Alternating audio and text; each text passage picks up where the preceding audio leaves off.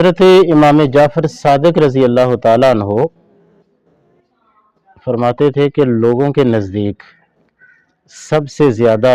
امید دلانے والی آیت لا تقنطوا من رحمت اللہ ہے کہ اللہ کی رحمت سے مایوس نہ ہو، لیکن آپ فرماتے تھے کہ ہم اہل بیت کے نزدیک سب سے زیادہ جو ہے وہ امید دلانے والی آیت جو ہے وہ وَلَسَوْفَ يُؤْتِيكَ رَبُّكَ فَتَرْضَىٰ ہے کہ اللہ فرماتا ہے اپنے محبوب سے، کیا محبوب ہم کو اتنا عطا کریں گے اور اتنا عطا کریں گے کہ آپ راضی ہو جائیں گے۔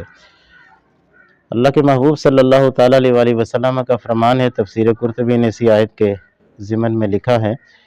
کہ حضور فرماتے تھے کہ واللہ لا ارضى، اللہ کی قسم میں اس وقت تک میدان حشر کے اندر راضی ہی نہیں ہوں گا جب تک میرا آخری امتی بھی جنت کے اندر نہ چلا جائے۔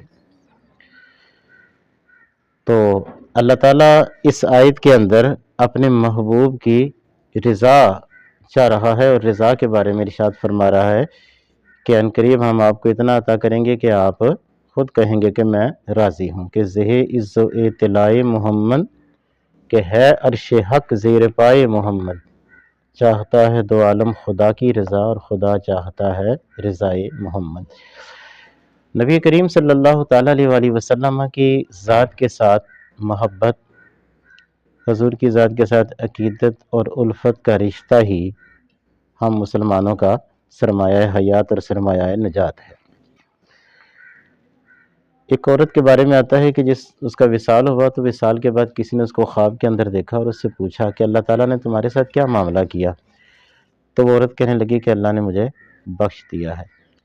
پوچھا گیا کہ کون سی نیکی اور کون سا عمل اللہ کو آپ کا پسند آیا؟ تو وہ کہنے لگی کہ میں اللہ کے محبوب سے